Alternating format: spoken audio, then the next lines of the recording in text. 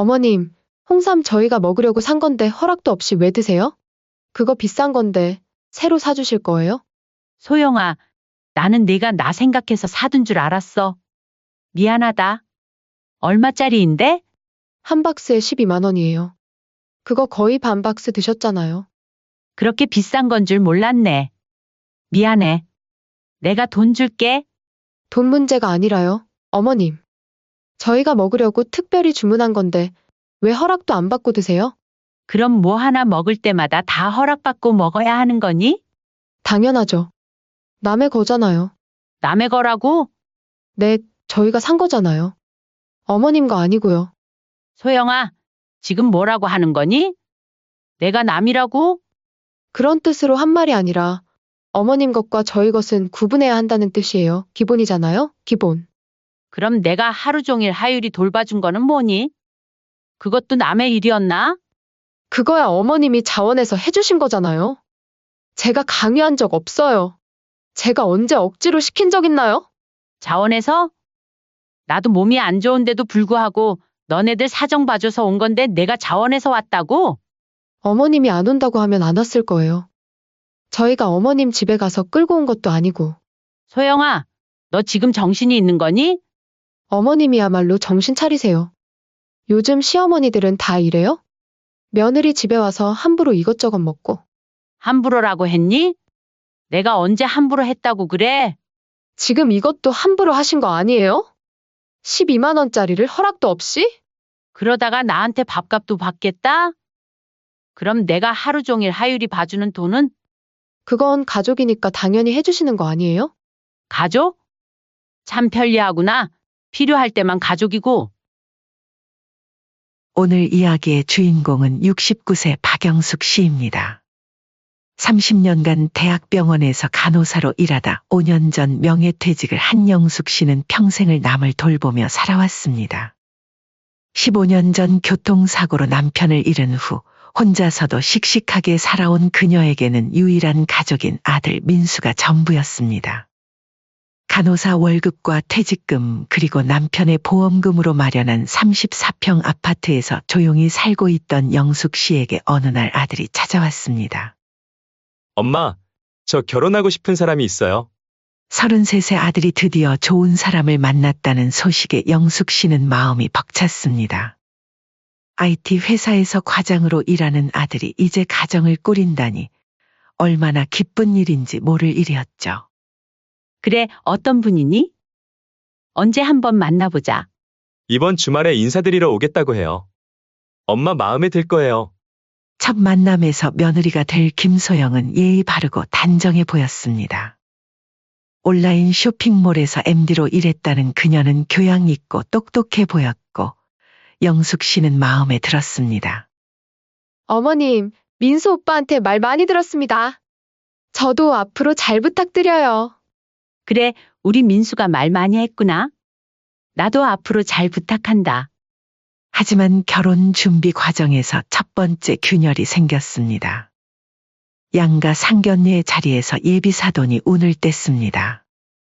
요즘은 신랑 측에서 신혼집 정도는 마련해 주시는 게 일반적이지 않나요? 영숙 씨는 당황했습니다. 아, 그런가요? 요즘 집값이 워낙 비싸서. 어머, 오랫동안 일하셨는데 모아놓은 돈은 없으세요? 저희도 딸 하나 귀하게 키웠는데 신혼집 정도는 받아야 안심하고 시집 보내죠. 며느리 소영도 옆에서 거들었습니다. 어머님, 요즘 시대 신부 측에서 집까지 부담하라고 하면 누가 결혼하겠어요? 영숙 씨는 아들을 바라봤지만 민수는 어쩔 줄 몰라 하며 고개만 숙이고 있었습니다. 결국 영숙 씨는 자신이 살던 아파트를 아들 부부에게 주기로 했습니다. 평생 모아온 재산이었지만 아들의 행복을 위해서라면 기꺼이 내어줄 수 있었습니다. 어머님, 정말 감사해요. 저희가 잘 살아서 보답할게요. 며느리는 눈물까지 흘리며 고마워했습니다. 그 모습에 영숙 씨는 마음이 따뜻해졌습니다. 괜찮다. 내가 좀 작은 곳으로 이사 가면 되지. 아들이 잘 살면 그게 내 기쁨이야. 결혼 후 몇 달이 지나자 분위기가 달라지기 시작했습니다. 처음에는 정말 작은 것부터였습니다. 어느 날 마트에서 안사돈과 마주쳤을 때였습니다. 어머, 사돈. 여기서 만나네요. 그런데 소영이 임신 소식 들으셨죠? 영숙 씨는 깜짝 놀랐습니다. 네? 임신을 했다고요? 아이고, 아직 말씀 안 드렸나 보네요. 소영이가 저한테 제일 먼저 얘기했다고 하더라고요. 얼마나 기쁜지 몰라요. 그 말 속에 담긴 은근한 자랑이 영숙 씨의 가슴을 아프게 했습니다. 첫 손주 소식을 며느리나 아들이 아닌 사돈의 입을 통해 듣게 될 줄은 몰랐으니까요. 집으로 돌아온 영숙 씨는 하루 종일 마음이 무거웠습니다. 아들에게 전화를 걸어볼까 망설이다가 결국 참았습니다. 먼저 알려주지 않은 것을 굳이 캐묻고 싶지 않았기 때문입니다. 그렇게 2주가 지나서야 아들에게서 연락이 왔습니다. 엄마, 소영이가 임신했어요. 그랬구나. 축하한다. 어머니, 왜 그렇게 시무룩하세요? 기쁘지 않으세요? 기쁘지. 근데 이런 소식은 좀 빨리 알려줬으면 좋았을 텐데. 이미 알고 계셨구나. 소영이가 초기라 불안하다고 해서 조심스러워했거든요. 영숙 씨는 이해할 수 없었습니다. 불안하다면서 친정 쪽은 벌써 다 알고 있었는데 왜 시댁에만 알리지 않았을까요? 출산이 가까워지자 영숙 씨는 산후조리를 도와주려고 했습니다. 소영아, 산후조리는 어떻게 할 생각이니? 내가 도와줄까? 어머님, 죄송해요. 근데 산후조리원을 예약해뒀어요. 친정 엄마가 가까운 곳으로 알아봐 주셔서. 그래? 그럼 나중에 집에 와서. 산후조리원에서는 면회가 제한적이래요. 친정 엄마만 가능하다고 하네요. 어머님도 아시잖아요. 요즘 시댁 눈치 보는 게 얼마나 힘든지. 영숙 씨는 그제야 깨달았습니다. 자신은 이미 가족이 아니라는 것을요. 출산 후 일주일이 지나서야 손주 사진 한 장을 카톡으로 받았습니다. 작은 하유리의 모습이 너무나 사랑스러웠지만 메시지는 차가웠습니다. 어머님, 아기 사진이에요. 아직 면역력이 약해서 당분간은 직접 뵙기 어려울 것 같아요. 반면 친정 쪽은 매일 손주와 함께 있었습니다. 동네 이웃들로부터 사돈이 매일 들락거리며 손주 본다 는 얘기를 들을 때마다 가슴이 아팠습니다. 그렇게 몇 달이 지나고 명절이 다가왔습니다. 어머니, 이번 추석에는 친정만 다녀올 것 같아요. 엄마, 소영이가 아직 몸조리 중이라서요. 다음에 꼭 찾아뵐게요. 하지만 그 다음은 늘 없었습니다. 명절마다 같은 핑계가 반복됐고 영숙 씨는 혼자서 차례상을 차리며 쓸쓸함을 달래야 했습니다. 어느 날 영숙 씨는 손주를 위해 정성껏 아기 옷을 떠서 가져갔습니다. 일주일 넘게 밤잠을 설쳐가며 한 땀 한 땀 정성을 들인 옷이었습니다. 우리 하율이 이거 입으면 예쁘겠지. 하지만 다음에 방문했을 때 충격적인 광경을 목격했습니다. 베란다 쓰레기 봉투 속에 구겨진 채 버려진 그 옷을 발견한 것입니다. 어머, 그거요? 요즘은 다 브랜드 옷 입히잖아요. 이런 거 누가 입혀요? 며느리는 미안한 기색도 없이 오히려 웃으며 말했습니다. 옆에 있던 안사돈도 거들었습니다. 맞아요, 사돈. 요즘 애들은 브랜드 옷이 아니면 안 입혀요. 그거 입고 유치원 가면 소영이가 다른 엄마들한테 무시당해요. 그 웃음소리가 영숙 씨의 가슴을 후벼 팠습니다. 민수는 분명 이 모든 광경을 들었을 텐데 어머니를 위해 한마디도 해주지 않았습니다. 하유리가 돌이 지나면서 소영은 영숙 씨에게 육아를 부탁하기 시작했습니다. 어머님, 제가 몸이 좀 안 좋은데. 하율이 좀 봐주실 수 있을까요? 물론이지.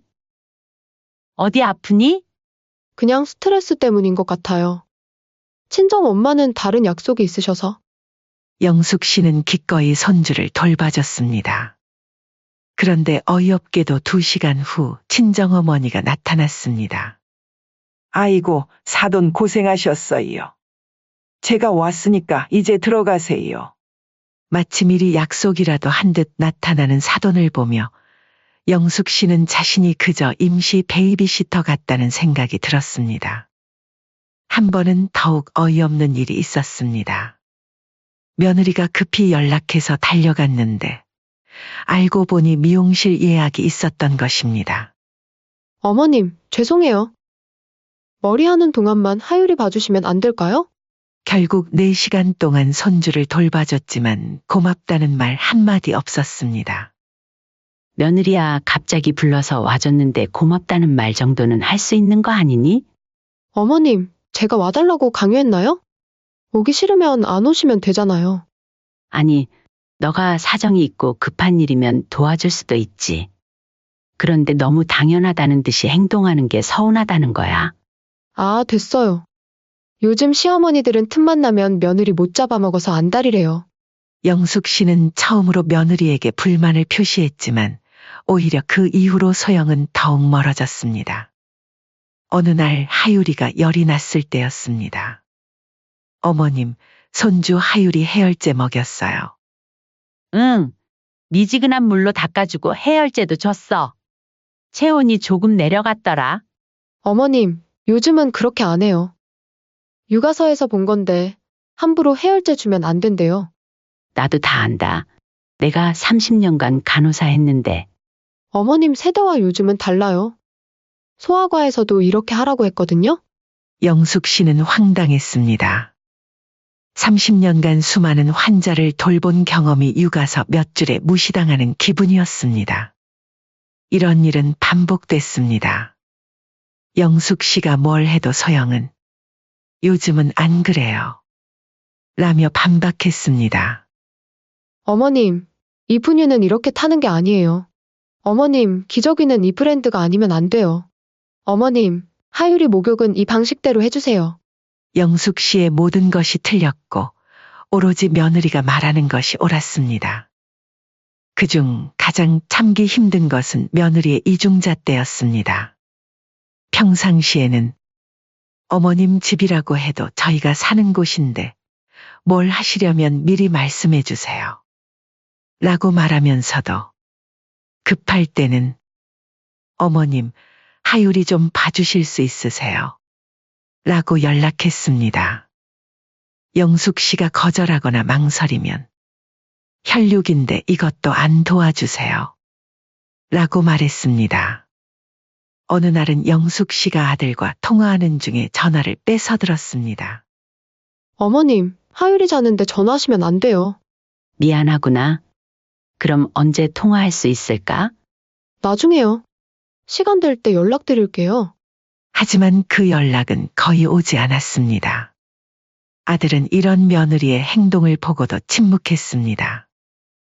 이런 일들이 반복되면서 영숙 씨의 마음속에는 깊은 상처가 쌓여갔습니다.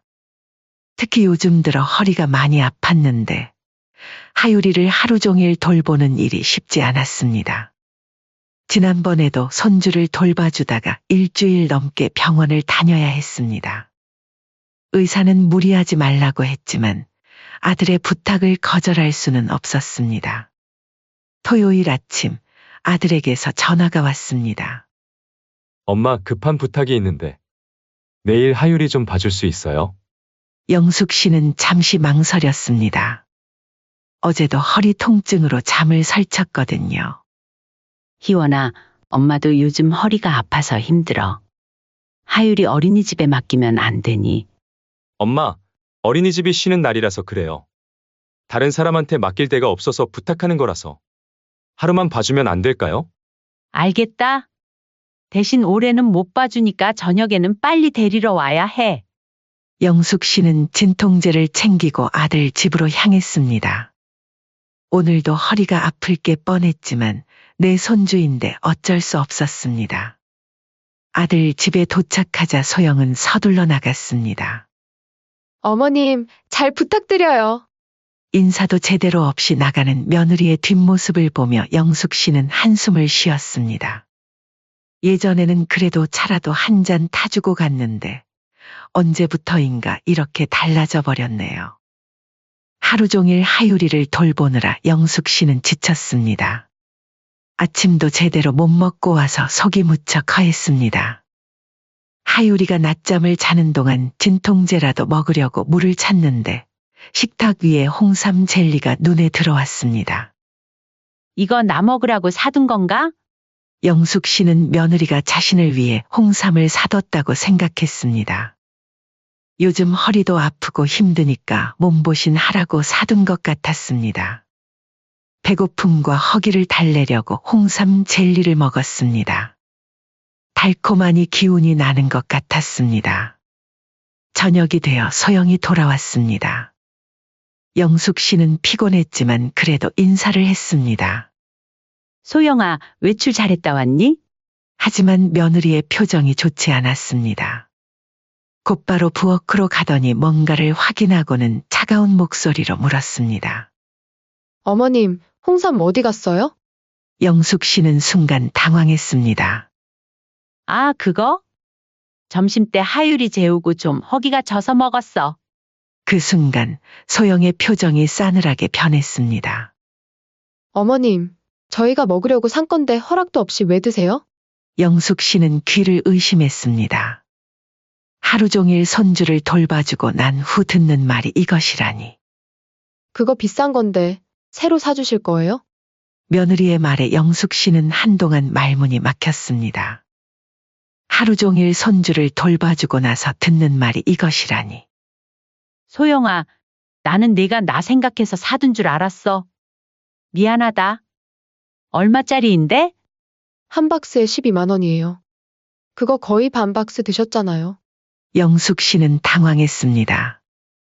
생각보다 비싼 것이긴 했지만 이렇게 따질 일인가 싶었습니다. 그렇게 비싼 건 줄 몰랐네. 미안해. 내가 돈 줄게. 돈 문제가 아니라요, 어머님.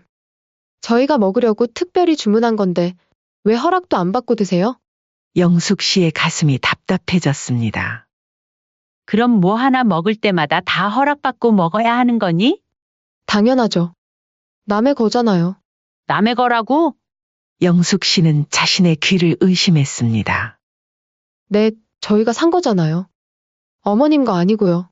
소영아, 지금 뭐라고 하는 거니? 내가 남이라고?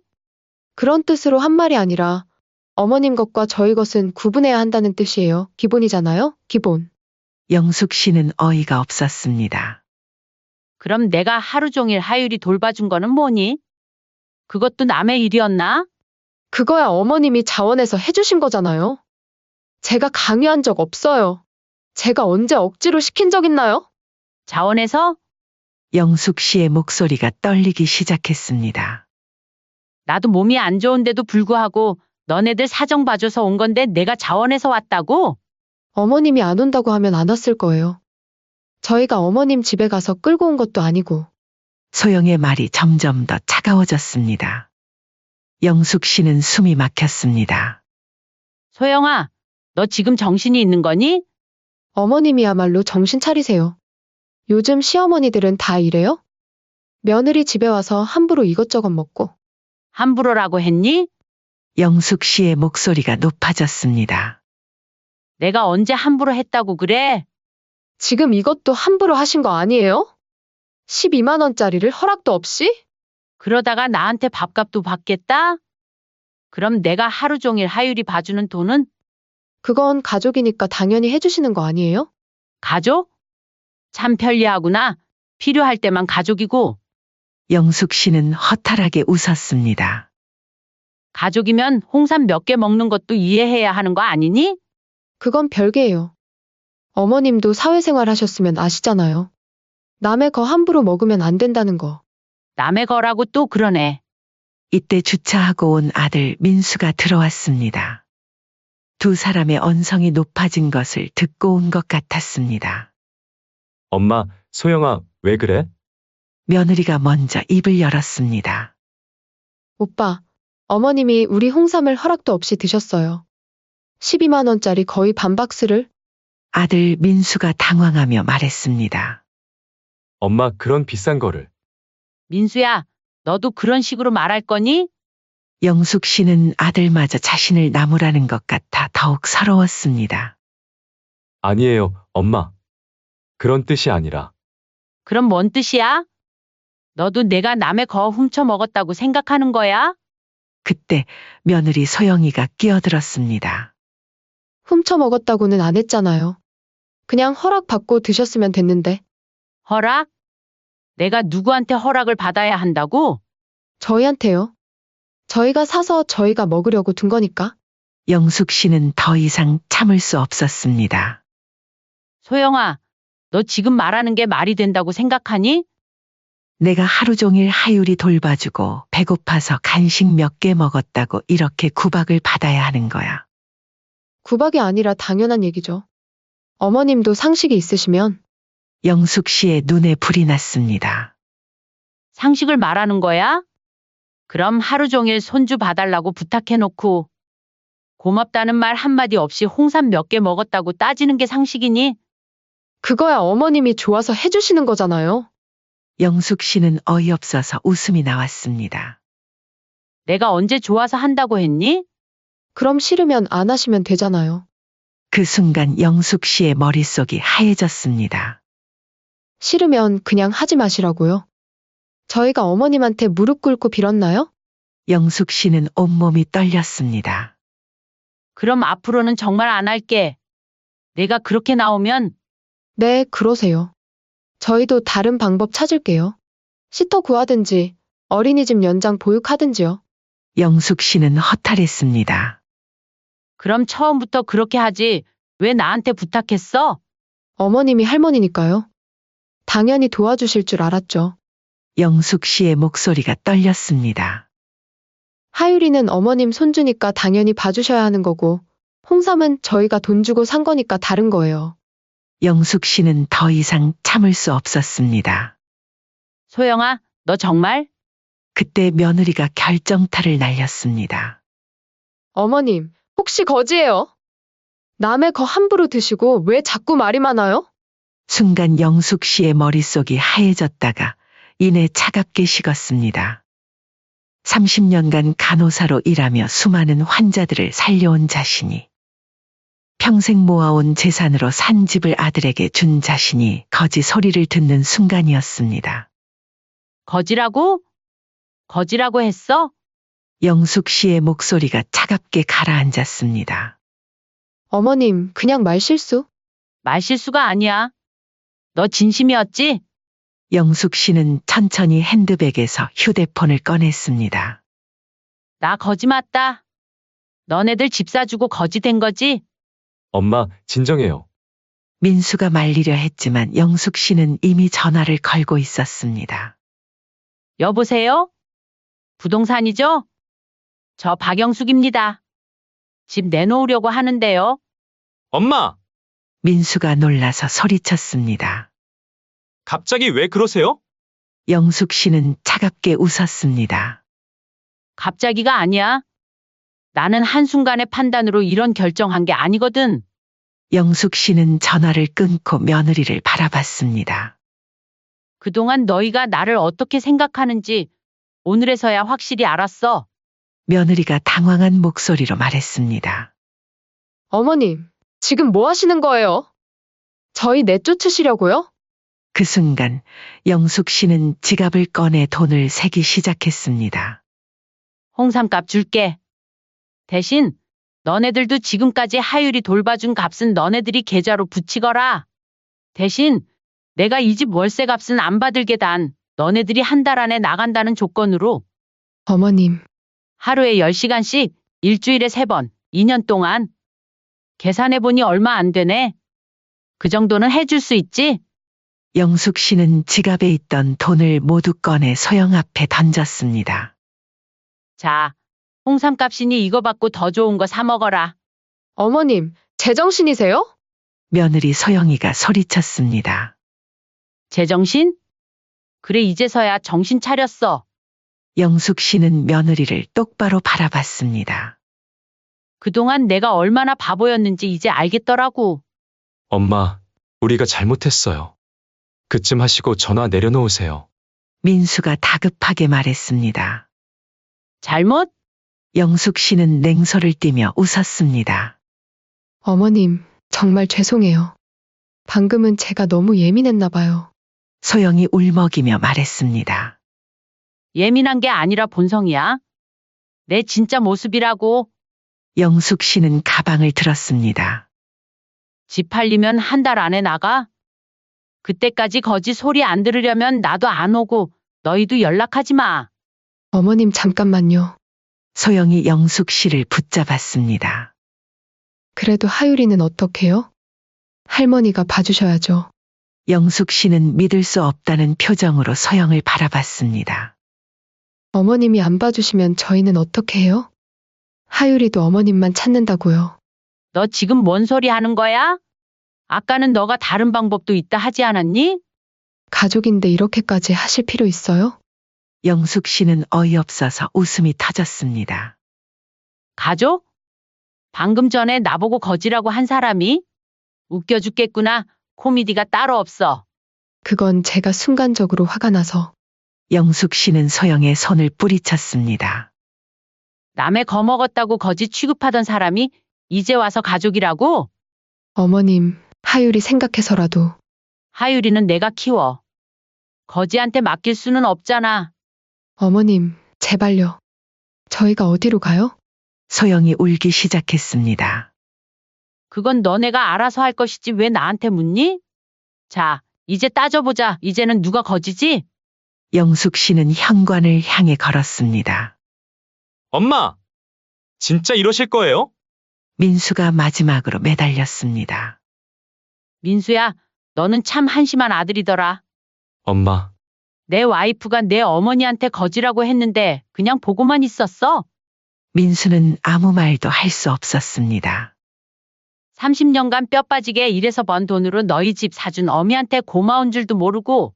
엄마 그런 뜻이 아니라. 됐어. 나도 이제 너희랑 진짜 남이 되어줄게. 영숙 씨는 문을 열었습니다. 거지 소리까지 들었는데 이제 더 이상 뭘 바래? 집으로 돌아온 영숙 씨는 오히려 마음이 후련했습니다. 그동안 참아왔던 모든 것들을 다 토해낸 것 같았습니다. 다음 날 아침부터 아들과 며느리에게서 연락이 쏟아졌습니다. 엄마, 제발 전화 좀 받아주세요. 어머님, 저희가 잘못했어요. 엄마, 집 하시면 안 돼요. 영숙 씨는 한 통의 메시지만 보냈습니다. 부동산에서 연락 갈 거야. 한 달 안에 이사 준비해. 곧 아들에게서 전화가 왔습니다. 엄마! 정말로 저희 내쫓을 생각인 거예요? 그동안 살게 해준 거지 그게 어떻게 내쫓는 거니? 엄마, 소영이가 미안하다고 해요. 한 번만 용서해 주세요. 영숙 씨는 차갑게 웃었습니다. 뭘 용서해? 거지 소리 한 거? 그건 정말 실수였어요. 실수가 아니야. 너희가 평소에 나를 어떻게 생각했는지 솔직하게 나온 거야. 엄마, 됐다. 나도 이제 편하게 살고 싶어. 그 오후 부동산에서 연락이 왔습니다. 집값이 많이 올라서 좋은 가격에 팔 수 있다고 했습니다. 정말 파시는 거예요? 아들분은 어쩌시고요? 아들이요? 이제 남남이네요. 저녁에 사돈에게서 전화가 왔습니다. 사돈, 이러시면 안 되죠. 애들이 어디로 가요? 사돈 따님이 저한테 남이라고 했는데 상식적으로 제가 왜 남한테 집을 줍니까? 뭐요?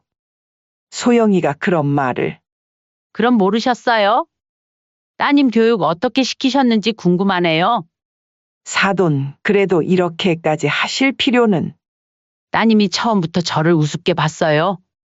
집도 당연히 받을 거라고 생각했고 육아도 당연히 해줄 거라고 생각했죠. 영숙 씨는 차갑게 말을 이었습니다. 그런데 홍삼 몇 개 먹었다고 거짓 소리까지 들어야 하나요? 사돈은 할 말이 없었습니다. 사돈 따님이랑 잘 사세요. 저는 이제 없다고 생각하시고요. 전화를 끊고 나니 정말 홀가분했습니다.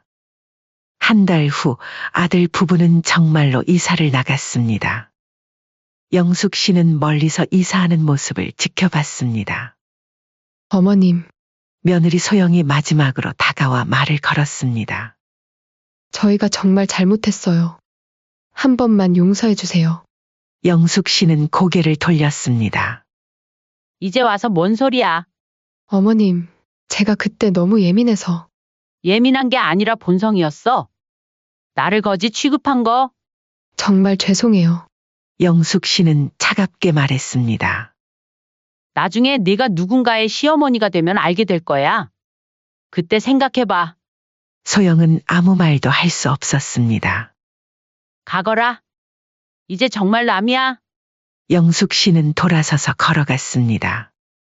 뒤에서 엄마 하고 부르는 아들의 목소리가 들렸지만 더 이상 뒤돌아보지 않았습니다. 집을 판 돈으로 영숙 씨는 조용한 곳에 작은 아파트를 샀습니다. 이제는 정말 자신만을 위한 시간이었습니다. 이제는 누구 눈치도 안 보고 살 수 있겠구나. 창밖을 바라보며 영숙 씨는 작은 미소를 지었습니다. 거지 소리까지 들어가며 참을 필요는 없었습니다. 이제는 정말로 자신의 인생을 살 때였습니다. 며칠 후 동네 마트에서 홍삼을 보게 됐습니다. 영숙 씨는 주저없이 집어들었습니다. 이제는 내 돈으로 내가 먹고 싶은 거 사 먹지. 그렇게 영숙 씨의 새로운 인생이 시작되었습니다. 더 이상 누구의 거지도 아닌 당당한 자신만의 삶이었습니다.